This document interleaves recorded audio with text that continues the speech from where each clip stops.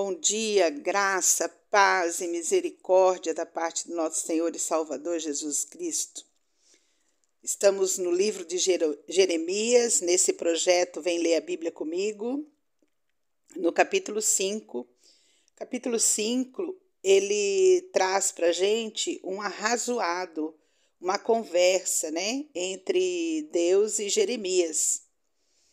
E nós vamos então fazer a leitura e vamos comentar no meio da leitura para que haja um melhor entendimento, tá? O capítulo começa Deus falando com Jeremias, capítulo 5, verso 1. Dai voltas às ruas de Jerusalém, vede agora, procurai saber, buscai pelas suas praças a ver se achais alguém, se há um homem que pratique a justiça ou busque a verdade, e eu lhe perdoaria a ela. Embora digam tão certo como vive o Senhor, certamente juram em falso. Quero fazer um destaque aqui, que lá em Gênesis, no capítulo 18, 23, nós temos uma situação parecida, quando Deus fala para Abraão, na situação de Sodoma e Gomorra, que Abraão deveria apresentar a Deus 10 pessoas justas na cidade, e assim ele não ia destruir Sodoma e Gomorra, mas Abraão não encontrou. E aqui Deus fala para Jeremias, vai, vê se tem um homem, um só homem que pratique a justiça e a verdade. Um só homem que pratique a justiça e a verdade, Um só homem, e esta palavra verdade, ela é traduzida por fidelidade, e fidelidade significa 3 coisas. Ser fiel a Deus significa 3 coisas. Primeiro, ser fiel significa ser constante, ter constância na sua fé.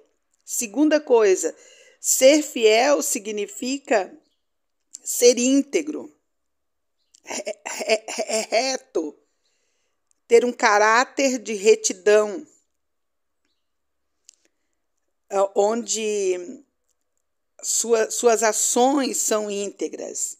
E terceira coisa que significa ser fiel a Deus é ser autêntico. Autêntico consigo mesmo, autêntico para com Deus e autêntico para com o próximo.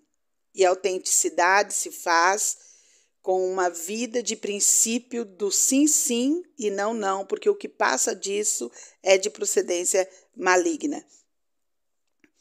A partir do verso 3, nós temos a resposta de Jeremias. Jeremias fala assim, Senhor, não é para a fidelidade que atenta os teus olhos? Tu os feriste e não lhes doeu, consumiste-os e não quiseram receber a disciplina. Endureceram o rosto mais do que uma rocha, não quiseram voltar. Mas eu pensei, são apenas os pobres de Jeremias, que são insensatos, pois não sabem o caminho do Senhor, o direito do seu Deus. Quero comentar aqui, o direito do seu Deus, ele era o caminho certo, seriam o caminho das ordenanças prescritas por Deus, a maneira correta de amar e servir a Deus.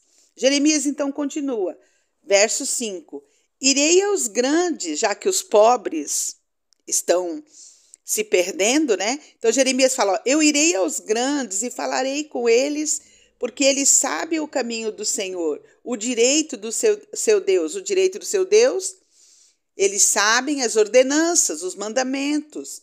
Mas estes, de comum acordo, quebraram o jugo e romperam as algemas. Jeremias continua no verso 6. Por isso, um leão do bosque os matará, um lobo dos desertos os assolará, Um leopardo estará à espreita das suas cidades, qualquer que sair delas será despedaçado, porque as suas transgressões se multiplicaram, multiplicaram-se as suas pérfidas, as suas ações pérfidas. Aqui eu quero parar também. Jeremias está falando de um leão, de um lobo e de um leopardo. Nesse arrazoado que ele está fazendo com Deus no capítulo 5. Alguns teólogos dizem que esses 3 animais representam as nações que viriam, que Deus, usaria para tratar o povo de Israel, o povo de Judá, que seriam Babilônia, aqui nós estamos, um pouco antes da Babilônia, da nação da Babilônia vir e levar o povo cativo, o povo escravo, o grande leão que no capítulo anterior falou que era Nabucodonosor, mas alguns teólogos acreditam que Jeremias está reportando aqui a Babilônia, a Síria e a Roma, E outros teólogos dizem que são tipos de calamidades que viriam sobre o povo. Calamidades que viriam sobre o povo. Aí, a partir do verso 7, Deus retoma novamente o arrazoado, retoma novamente o diálogo com Jeremias, e Deus fala o seguinte: como vendo isto te perdoaria? Teus filhos me deixam a mim e juram pelos que não são deuses.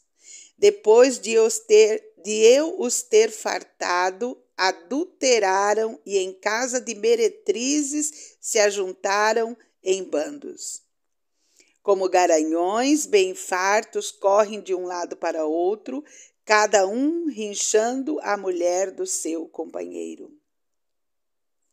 E aqui novamente nós vemos Deus fazendo a alegoria, se colocando como o marido traído, que o povo, a sua nação, o povo que ele escolheu, o povo que ele havia retirado da escravidão do Egito, agora tinha se corrompido.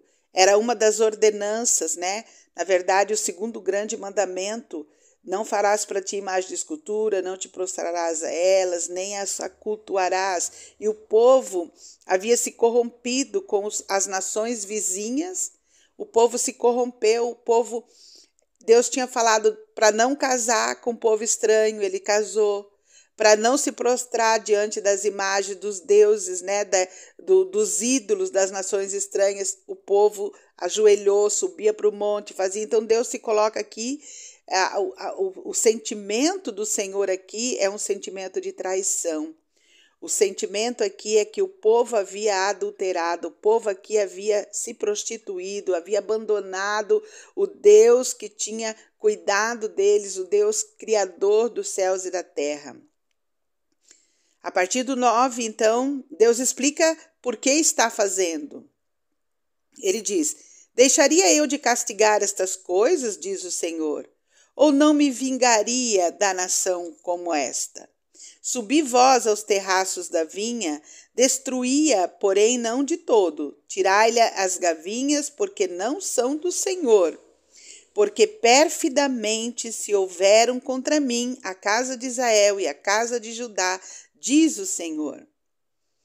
Continua Deus falando: negaram ao Senhor e disseram: não é ele, e nenhum mal nos sobrevirá, não veremos espada e nem fome. Até os profetas não passam de vento, porque a palavra não está com eles, as suas ameaças se cumprirão contra eles mesmos. Portanto, diz o Senhor, o Deus dos exércitos, visto que proferiram eles tais palavras, eis que converterei em fogo as minhas palavras na tua boca. Na boca de quem? Na boca de Jeremias. E a este povo em lenha, e eles serão consumidos. Eis que trago sobre ti uma nação de longe, ó casa de Israel, diz o Senhor. Ouça o que Deus está falando aqui. Nação robusta, forte, bélica, nação antiga, firmada, enraizada, nação cuja língua ignoras e não entendes o que ela fala. A sua aljava é como uma sepultura aberta, todos os seus homens são valentes. Olha as consequências dessa nação sobre o povo. Versículo 17: comerão a tua cega e o teu pão, os teus filhos e as tuas filhas comerão as tuas ovelhas e o teu gado, comerão a tua vide e a tua figueira, e com a espada derribarão as tuas cidades fortificadas em que confias. Então, contudo, aí versículo 18, contudo, ainda naqueles dias, diz o Senhor, não vos destruirei de todo. Então Deus está falando, colocando a palavra na boca de Jeremias, para que Jeremias transmitisse ao povo de Israel e ao povo de Judá, para que eles se arrependessem, e Deus está falando tudo o que ia acontecer com o povo. Olha como que Deus, ele é paciente. Eu vejo aqui que ele é paciente, que ele é detalhista, ele explica para Jeremias, pede para Jeremias explicar ao povo como ia se proceder quando Nabucodonosor chegasse. Seria uma nação forte, era uma nação forte, uma nação robusta. Eles não conheceriam a língua, seria bem difícil o relacionamento entre o povo da Babilônia e o povo de Israel, por conta da questão da diferença da língua. Homens valentes, aljava significa que eles eram flecheiros certeiros, né? Eram certeiros, excepcionalmente certeiros. Era um perigoso invasor. E Deus estava falando para o povo que era um perigoso invasor, que viria sobre eles, que iria escravizá-los, que iria comer de tudo aquilo que eles produziam. Eles iam perder a liberdade. Tá? Mas, no verso 18, Deus fala que não seria para destruição total. A partir do verso 19, vamos ver o que vai acontecer. Quando disserem, por que nos fez o Senhor nosso Deus todas estas coisas? Então lhes responderás, como vós me deixastes e servistes a deuses estranhos na vossa terra, assim servireis a estrangeiros em terra que não é vossa. Na mesma medida, né? Na mesma medida com que nós medimos, seremos medidos. E Deus aqui está fazendo isso com o povo. Está medindo o povo na mesma medida que o povo mediu o Senhor. Tá? Ele está dizendo, olha, não vou destruir o povo. Ele está dizendo, olha, quando vocês se voltarem para mim de todo o coração novamente, e vocês me perguntarem por que eu fiz isso porque vocês serviram deuses estranhos. Porque vocês serviram deuses estranhos na terra que eu dei para vocês. Vocês corromperam a terra abençoada que eu dei para vocês. E por isso agora vocês estão vivendo isso. Interessante, Deus não faz nada sem nos alertar. Né? Aí verso 20, né, na conversa entre Jeremias e Deus, ele vai falando, olha, anunciai isto à casa de Jacó e fazei-o ouvir em Judá, dizendo, ouvi agora isto, ó povo insensato e sem entendimento, que tendes olhos e não vedes, tendes ouvidos e não ouvis. Não temereis a mim, diz o Senhor, não tremereis diante de mim, que pus a areia para limite do mar, limite perpétuo, que ele não transpassará. Ainda que se levante as suas ondas, não prevalecerão, ainda que bramem, não o transportarão. Mas este povo é de coração rebelde, contumaz, rebelaram-se e foram e não dizem a eles mesmos, temamos agora ao Senhor nosso Deus, que nos dá a seu tempo a chuva, a primeira e a última, que nos conserva as semanas determinadas da cega. As vossas iniquidades desviam estas coisas, e os vossos pecados afastam de vós o bem. Porque entre o meu povo se acham perversos, cada um anda espiando, como espreitam os passarinheiros, como eles dispõem armadilhas e prendem os homens. Como a gaiola cheia de pássaros, são as suas casas cheias de fraude. Por isso se tornaram poderosos e enriqueceram. Engordam, tornam-se nédios e ultrapassam até os feitos dos malignos. Não defendem a causa dos órfãos para que prospere, nem julgam o direito dos necessitados. Diz o Senhor: não castigaria eu estas coisas? Não me vingaria eu de nação como esta? Coisa espantosa e horrenda se anda fazendo na terra. Os profetas profetizam falsamente e os sacerdotes dominam de mãos dadas com eles.